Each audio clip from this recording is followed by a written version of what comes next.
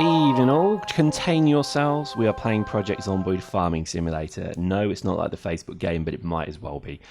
This is where, to be honest, the game really descends into if you start to run out of food, and I do mean proper food, like tins of stuff, you're in trouble, bro. And this is where I think a lot of the game moves you to.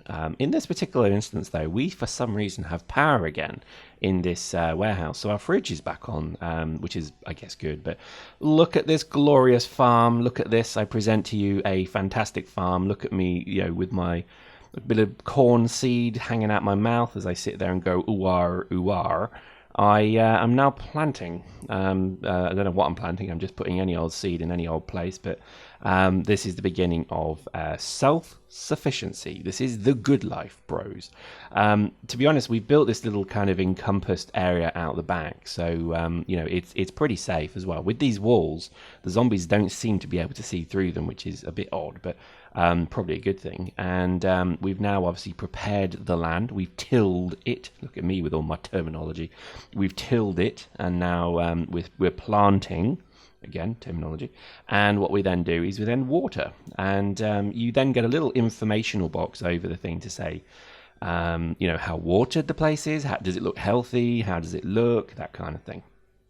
And that's a pretty nice thing because effectively you can actually manage a farm effectively. And if you could imagine growing, whole fields of crops here, that would be pretty cool. I'm sure you agree.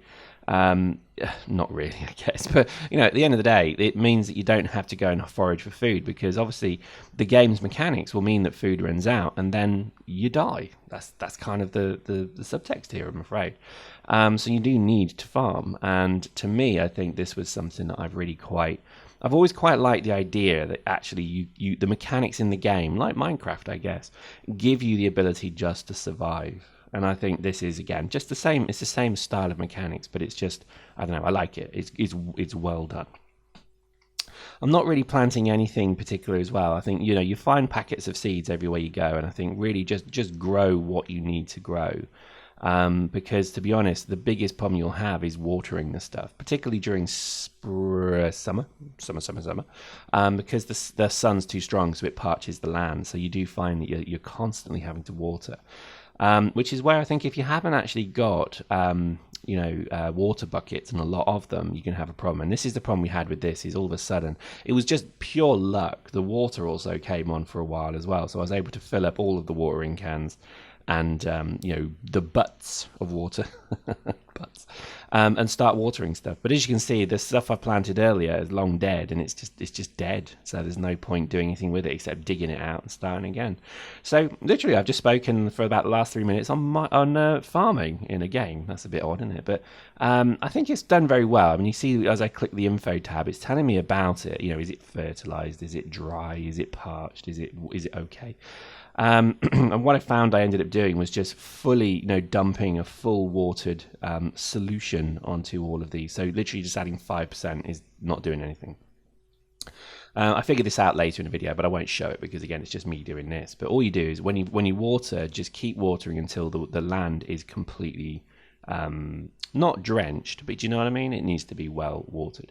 As you see, we've got a water butt here, and that thing is collecting rainwater, which is very cool. So then we need to build just a whole host of these because farming is incredibly water intensive, and I think this is something that it's just going to take a lot of effort to do. But I don't mind. I'm quite sort of pleased with it. I think this is something that you have to do, unfortunately. And I think in the multiplayer game as well, but the fact that when the server's on and you're not on, that it's growing and it could also be dying. So you've got to bear that in mind. Plus, stuff does take a long time to grow, so don't expect it to be, growing immediately. Now, there is a few bugs with farming. We found that certain things grow immediately, which is a bit broken. So I'm not going to show you how we do it, but effectively we did find a few little bugs with this part of the game, but again, nothing too serious. I think it's more just a case of ironing out one or two of those bugs, and then it'll be good. The long-term ramifications of this is that, in theory, this is how you're going to survive long-term. You're going to grow food, you're going to then store it, and then you're going to have water from the skies or a well, and then you're going to have food that you grow. Now, obviously, there's no mechanic in the game at the moment that kind of fatigues and, I guess, decays the zombies, but that would also be pretty nice as well. That if you play long enough, the zombies just literally drop because they're by law of thermodynamics, their muscles just literally waste away, you know. And I think if we could get that, that would be pretty awesome. I like the idea of that. I think also just, you get to the point where probably all of the ammo will be gone. Feudal lords will have set themselves up once again in the castles of old, and they will be ruling the lands. And I think that's when the marauding bands of knights start to come out again in armor. So it's pretty funny when you think about it, because if obviously this happened, all of technology in that is gone. I'm pretty certain that we would return to the old feudal system, much like The Walking Dead did. But I think eventually you would have samurai, you would have armored knights, you would have This game does. any number of kind of road warriors who would then travel the wasteland. And I think that's actually one thing I would love to see in this game is cars. I don't know if they're going to do it. I don't know if there's a mod for it. Post in the comments if there is. But I would love to see vehicles in this game, because the biggest problem we have is the map is huge. It would take many hours to walk around it.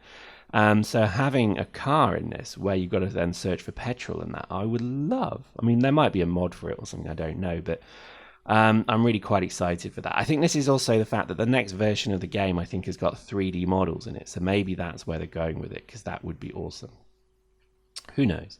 Anyway, so there we go. So that's mining as the sun slowly descends and the night comes. We then hide in terror in our base as the moans of zombies can be heard in the distance. Hope you enjoyed that. See you next time.